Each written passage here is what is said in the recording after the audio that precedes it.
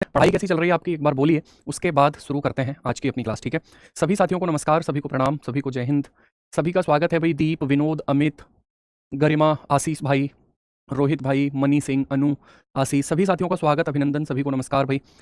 कैसे हैं जनीत कुमार भाई? ठीक है, सभी साथियों का स्वागत, अभिनंदन। चलो स्टार्ट। और लगातार हम जीके जीएस की बात करते हैं। ठीक है भाई, किसकी बात करते हैं? जीके जीएस की बात करते हैं। इसमें आपकी ज्योग्राफी वाला पार्ट हो गया। ठीक है, इसमें आपका जो पॉलिटी, ये है मेरी पीएचडी की डिग्री, मेरे रिसर्च पेपर और मेरी थीसिस, और ये सब अब मेरे किसी अलावा अगर हम बात करेंगे हिस्ट्री वाला जो पार्ट हो गया उसको हम डिस्कस करते हैं। और इसके अलावा जो अदर सेक्शन हमारा है, यानी कि अगर मैं बात करूं साइंस को छोड़ करके, हम इसमें पूरी जीके जीएस को कवर करने का प्रयास करते हैं, चाहे वो कंप्यूटर हो। ठीक है भाई, आप लोग कह रहे थे कि सर एक दो सवाल करंट की भी इसमें ऐड किया करो, तो ठीक है, उसको भी हम कर लेंगे, कोई दिक्कत, उसमें कोई बहुत बड़ा इशू नहीं है इसमें ऐड करना। ठीक है भाई, लेकिन हमारा उद्देश्य क्या है कि जितना भी आपका ये सिलेबस आप अपनी बैच में पढ़ते हो, उस पूरे के पूरे सिलेबस को हम क्या कर सकें, रिवाइज कर सकें। ठीक है, उस पूरे के पूरे सिलेबस को क्या कर सकें, रिवाइज कर सकें। रिवीजन के साथ साथ ही इसमें जो सबसे बेनिफिशियल हमारे लिए है वो है पीवाईक्यू। ठीक है भाई, क्योंकि आपको पता है किसी भी कॉम्पिटेटिव एग्जाम की जब आप तैयारी करते हो तो पीवाईक्यू से बड़ी चीज नहीं है, क्योंकि उनको करना तो आवश्यक ही है ना भाई। और सब लोग यही बोलते हैं कि पीवाईक्यू कर लो, पीवाईक्यू कर लो, तो वो आपको इस क्लास से ही मिल रहे हैं। आपको कोई किताब खरीदने की जरूरत नहीं है, कहीं जाने की जरूरत नहीं है, आपको पीवाईक्यू प्रॉपर एक्सप्लेनेशन के साथ में आपको मिल रहे हैं, तो इससे अच्छी बात और क्या हो सकती है। ठीक है भाई, तो अब जैसे मान लीजिए कोई हमसे बोले कि पीवाईक्यू के नोट्स आपने बनाए हैं, तो आपको कुछ भी नहीं करना, बस इस क्लास को करना है और इस क्लास के ही नोट्स बना लेने हैं। ठीक है, वो आपके पीवाईक्यू के सारे नोट्स लिखे गए, तो वो उनको कासिम के द्वारा साथियों भारत पर कब आक्रमण किया था? 718 सीई, यानी कि ईसवी की बात हो रही है। ठीक है, ईसवी की बात हो रही है। 714 ईसवी, 719 या 712? बताइए भाई क्या आंसर होगा? तो मोहम्मद बिन कासिम के द्वारा साथियों जो है 712 ईसवी में पहला आक्रमण किया गया था। ठीक है भाई, और ऐसा माना जाता है कि यह भारत पर पहला जो है सफल आक्रमण माना जाता है। भारत पर पहला सफल आक्रमण, भारत पर पहला सफल आक्रमण साथियों ये माना जाता है ना भाई। पहला सफल आक्रमण मतलब माना जाता है। देखिए, ये इस चीज को ना अलग अलग पर्सपेक्टिव से जब देखेंगे तो अलग अलग है ना। केवल ऐसा नहीं कि सर पहले तो ये लोग आए थे या पहले, पहला सफल आक्रमण इसको माना जाता है इस समय जब इसने आक्रमण किया सिंध प्रांत पर। ठीक है, कहां पर? सिंध प्रांत पर आक्रमण किया था।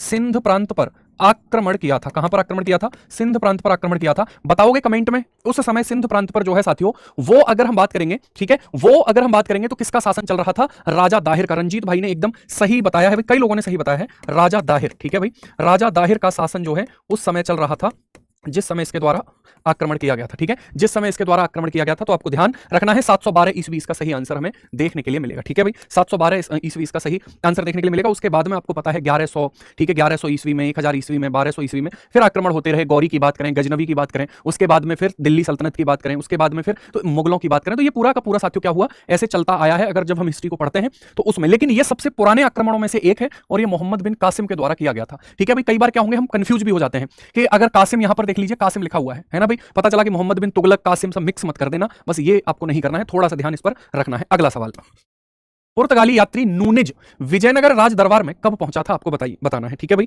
पुर्तगाली यात्री था जिसका नाम था नूनिज। वो साथियों ये सवाल हमने एक बार डिस्कस कर लिया है, आपको याद होगा है ना। ये सवाल एक बार ये दोबारा आ गया है, कोई बात नहीं भाई, ठीक है ना। अच्युत देव के दरबार में, अच्युत देव के दरबार में साथियों पहुंचा था। ठीक है भाई, अच्युत देव के दरबार में ये पहुंचा था, इसको हमने एक बार डिस्कस किया है और मुझे लग ही रहा था कि ये सवाल जो है साथियों हमने कर रखा है। तो ये कब आया था? 1535 ईस्वी इसका सही आंसर होगा, है ना। 1535 ईस्वी में ये सही आंसर, जो विजयनगर साम्राज्य के ही एक शासक हुआ करते थे, उनके दरबार में ये पहुंचा था। ठीक है भाई, अब मैं आपसे सवाल पूछता हूं, आपको कमेंट करना है सभी साथियों को। ठीक है भाई, अब मैं आपसे सवाल करता हूं, आपको बताना है विजयनगर साम्राज्य के संस्थापक, ठीक है, विजयनगर साम्राज्य के संस्थापक, विजयनगर साम्राज्य के संस्थापक किसको माना जाता है?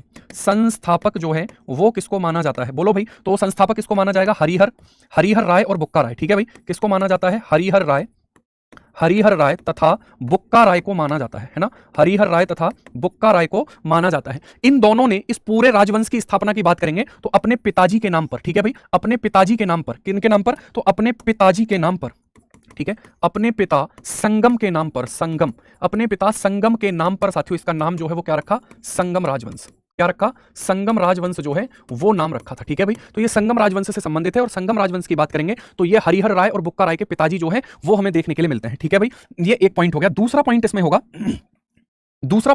साथियों इसकी राजधानी। तो इसकी जो राजधानी है वो क्या है? हम्पी। वो क्या होगी? हम्पी इसकी राजधानी होगी। हम्पी किस नदी के किनारे है? तुंगभद्रा नदी के किनारे, तुंगभद्रा नदी के किनारे पर होगी। तुंगभद्रा किसकी सहायक नदी होगी? तो कृष्णा नदी की सहायक नदी है तुंगभद्रा नदी। ठीक है भाई, इसके सबसे प्रभावशाली प्रभावशाली शासक, है ना, सबसे प्रभावशाली शासक कौन माने जाते हैं? तो इसके सबसे प्रभावशाली शासक सबको पता है, कृष्णदेव राय। कौन माने जाएंगे? तो वो माने जाएंगे कृष्णदेव राय। ठीक है, कृष्णदेव राय, कृष्णदेव राय जो है वो सबसे प्रभावशाली शासक माने जाते हैं।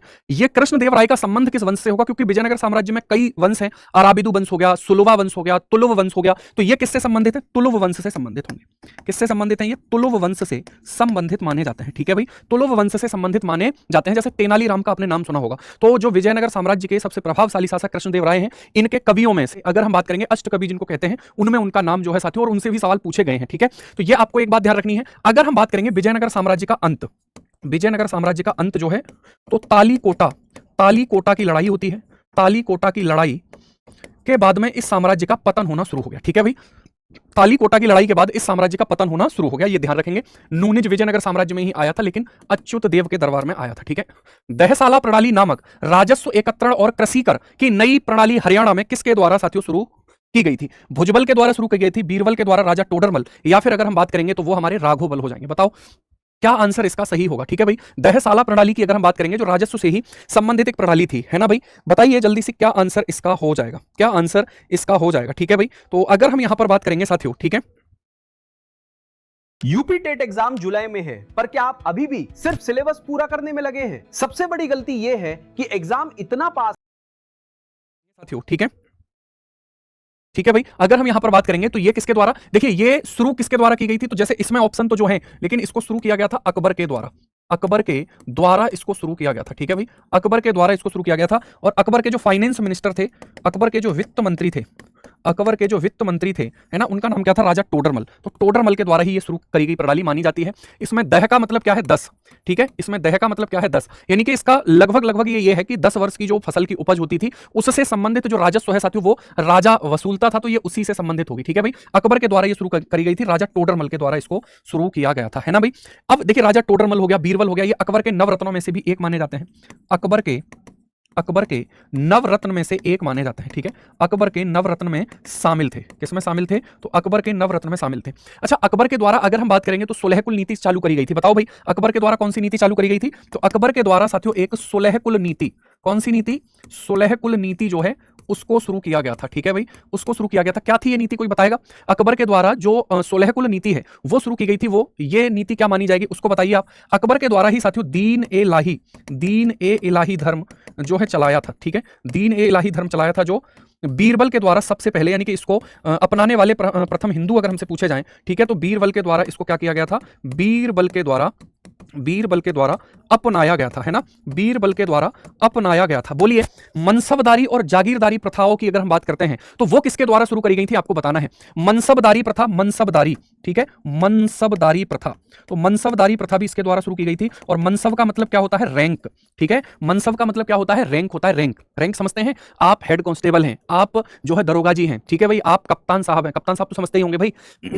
ठीक है, जब बच्चे पुलिस में सेलेक्ट होते हैं तो उनके ऊपर जो अधिकारी, जो एसपी साहब बैठे हुए हैं, उन्हीं को कप्तान कहा जाता है। ठीक है भाई, उन्हीं को क्या बोला जाता है? कप्तान बोला जाता है। तो ये क्या है? ये रैंक है। ये क्या है साथियों? रैंक है। और रैंक के अकॉर्डिंग ही आपको पता है सैलरी भी मिलती है भाई, है ना, रैंक के अकॉर्डिंग ही क्या मिलती है? सैलरी भी मिलती है। ठीक है, चलिए आगे बढ़ते हैं। अगला सवाल है, मराठों के द्वारा दक्कन में जमींदार द्वारा दिए जाने वाले भूमि राजस्व के 25% को संदर्भित करने के लिए किस शब्द का इस्तेमाल किया जाता था? आपको बताना है। बोलिए, इसका सही आंसर क्या होगा? ये वैसे आसानी ही है। ठीक है, ये क्या है? ये आसानी ही है। 25% का मतलब क्या हो गया? 1/4 हो गया, है ना। आप प्रतिशत पढ़ते हो नहीं पढ़ते भाई? 25% का मतलब कितना हो गया? 1/4। और 1/4 को हम क्या बोलते हैं? चौथाई बोलते हैं। क्या बोलते हैं? चौथाई बोलते हैं। तो इसका मतलब हो गया चौथ। ठीक है भाई, उसको क्या बोला जाता था? उसको चौथ के नाम से जाना जाता था। क्लियर? तो ये उसी से संबंधित है। बहुत सिंपल था। क्लियर? बहुत सिंपल था। ठीक है भाई, भूमि राजस्व। अब देखिए, आपने देखा होगा पुरानी फिल्में जब आती हैं तो वहां पर एक व्यक्ति होता है जो हफ्ता लेने आता है ना भाई, लेने आता है ना, सबसे हफ्ता लेता है, वो हफ्ता वसूलता है। कई बार तो लाइन लगवा के वसूली होती है। ठीक है, उसी लाइन में आपको पता है हीरो खड़ा होता है, मिथुन चक्रवर्ती खड़ा होता है। ठीक है भाई, पुरानी फिल्में देख देख के बड़े हुए हैं हम, है ना। और फिर उसके बाद सब हफ्ता दे रहे होते हैं, उस हफ्ते के खिलाफ एक ही व्यक्ति आवाज उठाता है, फिर तोड़ाई सुताई ये सब होता है और हफ्ता बंद हो जाता है भाई। ठीक है, मतलब पुरानी फिल्मों में तो यही। अब आप सोच रहे हैं कि यार कैसा उदाहरण है ये, तो ये वसूलना इसी प्रकार से, ये थोड़ा तरीका ठीक था, वो तरीके थोड़े ठीक नहीं होते हैं ना, जैसे। तो ये साथियों आपको ध्यान रखना है। सही आंसर इसका क्या हो जाएगा? चौथ इसका सही आंसर हमें देखने के लिए मिल जाता है। ठीक है भाई, चलो आगे बढ़ते हैं। अब देखिए, यहां पर एक सरदेशमुखी का उदाहरण आया है। ये जो सरदेशमुखी है साथियों, इसकी बात जब हम करते हैं तो ये कुल राजस्व का 10% होता था। ठीक है भाई, ये कुल राजस्व का 10% होता था। कुल कुल राजस्व का 10% होता था, ठीक है, कुल राजस्व का 10%, कुल राजस्व का 10% होता था, ठीक है भाई, और ये चौथ के अलावा वसूला जाता था। क्लियर, ये चौथ के अलावा जो है साथियों वो वसूला जाता था। अगला है 1770 ईस्वी में नजीब उद दौला की मृत्यु के बाद उनका राज सिंहासन किसको मिला था, आपको बताना है। अहमद शाह अब्दाली हो जाए, जाबित खान हो जाएगा, नजफ खान, महादजी सिंधिया, या उत्तर आप देना नहीं चाहते, बताइए इसका सही आंसर क्या होगा। ठीक है भाई, इसका सही आंसर क्या हो जाएगा साथियों, आपको बताना है ना। इसको जबित खान को जब्त खान भी कहा जाता है। क्या बोला जाता है इसको, इसको जब्त खान के नाम से भी जाना जाता है, ठीक है, जब्त खान के नाम से भी इसको जाना जाता है। तो ये आपको ध्यान रखना है। सही आंसर इसका क्या होगा, बी आंसर इसका ठीक होगा, ठीक है, बी आंसर जो है साथियों वो इसका ठीक हो जाता है। आगे अगर हम बात करेंगे तो ये अहमद शाह अब्दाली कहां का था, अफगानिस्तान का, अफगानिस्तान का शासक था, अफगानिस्तान का शासक था, ठीक है, अफगानिस्तान का शासक इसको माना जाता था। और ये जो है नजीब उद दौला का संरक्षक भी माना जाता था। इसी को अहमद शाह अब्दाली को क्या माना जाता था, नजीब उद दौला का, नजीब उद दौला का संरक्षक माना जाता था, नजीब उद दौला का संरक्षक माना जाता था, ठीक है भाई, संरक्षक माना जाता था, ये आपको ध्यान रखना है। आप बताइए बैरम खां जो है वो किसका संरक्षक हुआ करता था, बैरम खां, ठीक है, आपको बताना है साथियों, बैरम खां, बैरम खां किसका संरक्षक हुआ करता था, बैरम खां जो है वो किसका संरक्षक हुआ करता था, तो वो अकबर का संरक्षक हुआ करता था, है ना भाई, अकबर का संरक्षक माना जाता था बैरम खां, ठीक है। अकबर कम उम्र में ही शासन पर गद्दी पर बैठा, लगभग 13 वर्ष की उम्र थी। अब 13 वर्ष की उम्र में गद्दी को संभालना, ठीक है भाई, हम तो 13 वर्ष की उम्र से कितना 13 का है ना भाई, 13 का स्क्वायर ही मान लीजिए, ठीक है भाई, नहीं स्क्वायर तो और ज्यादा हो जाएगा, ठीक है, 13 गुणा 2 कह सकते हैं, तो हम तो 13 गुणा 2 वाले में चल रहे हैं, है ना भाई, इसमें चल रहे हैं। और ये जो है इस उम्र में तो ये गद्दी पर बैठा था। क्लियर हो गई, 13 का स्क्वायर तो बहुत ऊपर निकल जाएगा, तो उतना भी तो ठीक नहीं है ना तो आप समझ ही रहे हैं भाई, उस समय पर अगर कोई गद्दी पर बैठेगा तो चलाने के लिए कोई तो चाहिए, तो ये उसको संरक्षक नियुक्त कर दिया गया था, है ना भाई। चलिए, हामी पुरै नेपालीको जोडी दुखाइ हटाउन चाहन्छौँ, त्यसैले यो जापानिज मसाज जेल हामी होम डेलिभरी सहित, है ना भाई। चलिए आगे बढ़ते हैं, नेक्स्ट क्वेश्चन पे बात करते हैं। अगला सवाल है हमारा, ठीक है, भारत में पहला समाचार पत्र किस नाम से शुरू किया गया था, आपको बताना है, ठीक है भाई। भारत में पहला समाचार पत्र जो है साथियों वो अगर हम यहां पर बात करेंगे तो 29 जनवरी 1780 को, 29 जनवरी 1780 को, 29 जनवरी 1780 को शुरू किया गया था। कौन सा था, बंगाल गजट, है ना भाई, ठीक है, बंगाल गजट जो है वो हमें यहां पर देखने के लिए मिलेगा। 1780 को ही शुरू किया गया था ना। अगर हम बंगाल गजट की बात करते हैं साथियों, इसका जेम्स ऑगस्टक हिकी किसके द्वारा, जेम्स ऑगस्टक हिकी के द्वारा, जेम्स ऑगस्टक हिकी के द्वारा इसको, ठीक है। तो देखो हिकी का जेम्स ऑगस्टन हिकी का जो बंगाल गजट है वो 1780 में ही शुरू किया गया है ना, और उसी के पर्सपेक्टिव में ये सवाल भी हमसे पूछा गया है, ठीक है। बाकी आप कोई डाउट अगर आपको हो तो आप कमेंट में लिखिए, बात करते हैं उस पर। राष्ट्रीय राजमार्ग 55 सिलीगुड़ी और किसको जोड़ता है, बताइए। राष्ट्रीय राजमार्ग 55 जो है साथियों वो सिलीगुड़ी और किसको जोड़ता है, आपको बताना है। बोलिए जल्दी से क्या आंसर होगा, ठीक है भाई। अब देखिए सिलीगुड़ी कहां पर है, सबसे पहले अगर हम बात करें तो, है ना, सिलीगुड़ी की अगर हम बात करेंगे तो साथियों जो सिलीगुड़ी है, सिलीगुड़ी, इस सिलीगुड़ी की बात अगर हम करते हैं तो ये वेस्ट बंगाल में है। कहां पर है, वेस्ट बंगाल में हमें देखने के लिए मिलता है। और दार्जिलिंग भी कहां पर होगा, तो दार्जिलिंग भी वेस्ट बंगाल में होगा, ठीक है, दार्जिलिंग भी कहां पर होगा, दार्जिलिंग भी हमें वेस्ट बंगाल में देखने के लिए मिलता है। तो ये दार्जिलिंग को जोड़ता है साथियों, ठीक है, दार्जिलिंग को ये जोड़ता है, और ये पश्चिम बंगाल के ही दोनों शहर हैं। अगर हम यहां पर बात करेंगे राष्ट्रीय राजमार्ग 55, राष्ट्रीय राजमार्ग 55, ऐसे ही साथियों अगर हम राष्ट्रीय राजमार्ग 44 की बात करते हैं, राष्ट्रीय राजमार्ग, ठीक है, राष्ट्रीय राजमार्ग 44 आपको पता है ये लार्जेस्ट नेशनल हाईवे है पूरे भारत का, ठीक है, largest national highway, largest national highway है ना, लार्जेस्ट नेशनल हाईवे हमें देखने के लिए मिलता है। क्लियर, सबसे बड़ा जो है क्या है, राष्ट्रीय राजमार्ग है। अब ये जो है इसी राजमार्ग पर कौन सा, इसी राजमार्ग पर नॉर्थ साउथ कॉरिडोर, उत्तरी दक्षिणी गलियारा, उत्तरी दक्षिणी गलियारा स्थित होगा, उत्तरी दक्षिणी गलियारा इसी पर स्थित होगा, ठीक है, उत्तरी दक्षिणी गलियारा। कमेंट में जल्दी से आंसर करो, उत्तरी दक्षिणी गलियारा किन दो महानगरों को जोड़ता है, वो बोलिए भाई। उत्तरी दक्षिणी जो गलियारा है वो किसको जोड़ता है, आपको बताना है। राष्ट्रीय राजमार्ग 44, नेशनल हाईवे 44 सबसे बड़ा राष्ट्रीय राजमार्ग है भारत का, ये इसी पर स्थित है उत्तरी दक्षिणी गलियारा। और ये जो उत्तरी दक्षिणी गलियारा है ये श्रीनगर, जम्मू के श्रीनगर को तमिलनाडु के कन्याकुमारी से जोड़ता है, तमिलनाडु के कन्याकुमारी से जोड़ता है, आपको ये ध्यान रखना है। नेशनल हाईवे 27 भी है, नेशनल हाईवे 27 भी है, वो भारत का दूसरा सबसे बड़ा राष्ट्रीय राजमार्ग माना जाता है। उस पर ईस्ट वेस्ट कॉरिडोर स्थित है। और ईस्ट वेस्ट कॉरिडोर किसको जोड़ता है, जल्दी से कौन बताएगा भाई, है ना, ईस्ट वेस्ट कॉरिडोर, ठीक है भाई, या फिर west to east corridor, west to east corridor, पूर्वी पश्चिमी गलियारा कौन जोड़ता है, इसको बताओ भाई, कौन जोड़ेगा इसको, तो इसको जोड़ता है साथियों कौन, इसको ये जोड़ता है पोरबंदर से, पोरबंदर से सिलचर, पोरबंदर से सिलचर। सिलचर कहां पर है, असम में, सिलचर कहां पर है, तो सिलचर है असम में, ये इसको कनेक्ट करता है, ठीक है भाई, ये इसको कनेक्ट करता है, इस चीज का आपको ध्यान रखना है। कॉफी का उत्पादन नहीं करने वाला भारतीय राज्य कौन सा होगा, ऐसा कौन सा राज्य है जो कॉफी का उत्पादन नहीं करता है, बताओ भाई। तमिलनाडु होगा, आंध्र प्रदेश होगा, अगर हम बात करें केरल या फिर कर्नाटक। देखिए अब यहां पर एक आइडिया हम लगाते हैं कि जो कॉफी का उत्पादन होता है ना साथियों, ठीक है, जो कॉफी का उत्पादन होता है ये कॉफी है, ठीक है, कॉफी के उत्पादन की बात करेंगे तो कॉफी का उत्पादन कहां होता है, नीलगिरी पहाड़ी, नीलगिरी पहाड़ी के ढलानों पर, नीलगिरी पहाड़ी के ढलानों पर कॉफी का उत्पादन हमें देखने के लिए मिलता है। सवाल यह है कि नीलगिरी पहाड़ी पर कौन कौन सी कॉफी का प्रोडक्शन किया जाता है, तो सब जो नीलगिरी की पहाड़ी है ना साथियों, इस पर अरेबिका कॉफी का प्रोडक्शन किया जाएगा। इसी पर अगर हम बात करेंगे तो रोबस्टा कॉफी, ठीक है, कौन सी कॉफी है, रोबस्टा कॉफी, ये सबसे अच्छी ब्रांड मानी जाती है कॉफी की, सबसे अच्छी ब्रीड नस्ल मानी जाती है कॉफी की। अब सवाल यह है कि नीलगिरी 3 राज्यों में फैली हुई है, ठीक है, नीलगिरी, यार ये क्या हो गया, ठीक है, नीलगिरी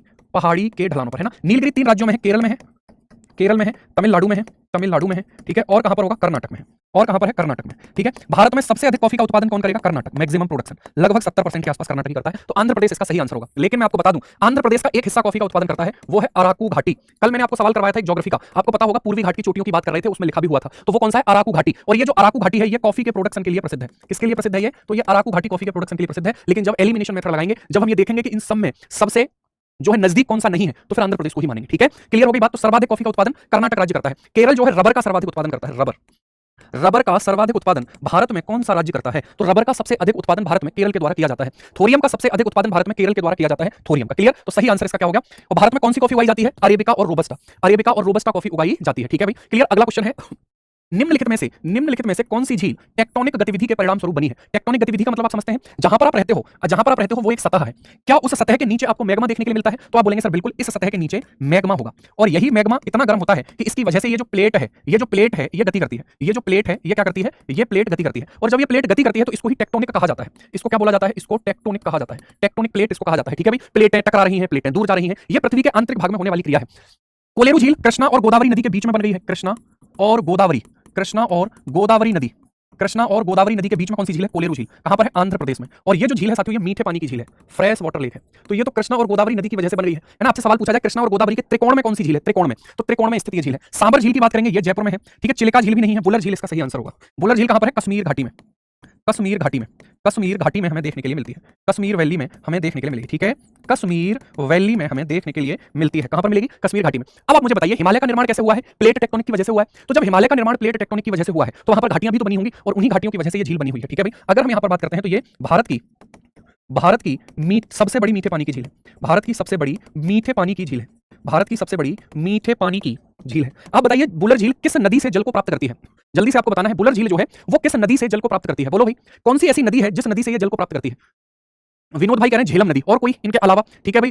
जनीत भाई भी कह रहे हैं झेलम, पारुल झेलम जो है टाइल्स फ्रॉम बिहाइंड, पता नहीं क्या क्या लिखा हुआ है, ये इतना लंबा चौड़ा सा नाम है, ठीक है। ये भैया भी कह रहे हैं झेलम, सोनू भाई झेलम, संजय झेलम, सभी झेलम बात कर रहे हैं। तो चलिए जब आप इतना जिद करेंगे तो मैं जो है झेलम ही मुझे यहाँ पर लिखना पड़ेगा। झेलम नदी से ये जल को प्राप्त करती है, ठीक है भाई। चलिए आगे बढ़ते हैं, अगले पॉइंट पर बात करेंगे। जो अक्षांश सिक्किम से होकर के गुजरता है वही इससे होकर के गुजरेगा। बताइए इस सवाल का सही आंसर क्या होगा, ठीक है। इस सवाल का सही आंसर क्या होगा, यानी कि ये कह रहे हैं कि जैसे मान लीजिए ये भारत है, ठीक है, ये भारत है भैया ना, ये भारत है,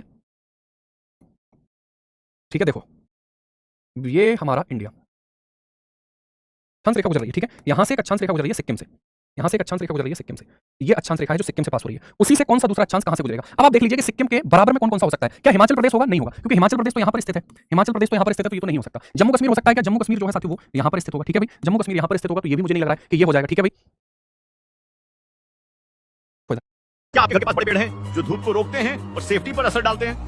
तो आओ जानो इस घास और पेड़ हटाने वाले, ठीक है। कॉफी, चलिए भाई आगे बढ़ते हैं, अगले पॉइंट पर बात करते हैं, है ना। देखो इधर, अब राजस्थान की अगर हम बात करेंगे तो राजस्थान साथियों इसका सही आंसर होगा, या पंजाब इसका सही आंसर होगा, जल्दी से आपको बता दूं। लॉन्गिट्यूड होता है तो वेस्ट वे, नहीं लॉन्गिट्यूड की बात नहीं हो रही यहां पर। अगर हम बात करेंगे साथियों तो जो है लैटिट्यूड की बात हो रही है, लैटिट्यूड की यहां पर बात हो रही है। लैटिट्यूड में यहां से सिक्किम से जो पास हो रहा है, यही पूछ रहे हैं कि वो दूसरा और कहां से गुजरेगा, वो नेपाल से हमारा जा रहा है इस तरीके से। तो यहां पर हमें क्या देखने के लिए मिलेगा, ठीक है भाई, राजस्थान, ठीक है। तो सही आंसर इसका क्या होगा, राजस्थान। आप लोग आधे लोग बता रहे हैं कि सर राजस्थान होगा, आधे लोग बता रहे हैं पंजाब होगा। एक बार आंसर करिए, आपको ही दिया है मैंने सवाल, बोलो भाई, ठीक है भाई, लगाओ आइडिया इसका क्या होगा आगे। सोमासी प्रवाह कहां पर देखा जाता है, सोमासी प्रवाह जो है साथियों वो हमारा कहां पर देखा जाता है, आपको बताना है। बोलिए क्या आंसर इसका सही होगा, ठीक है भाई, क्या आंसर इसका सही होगा।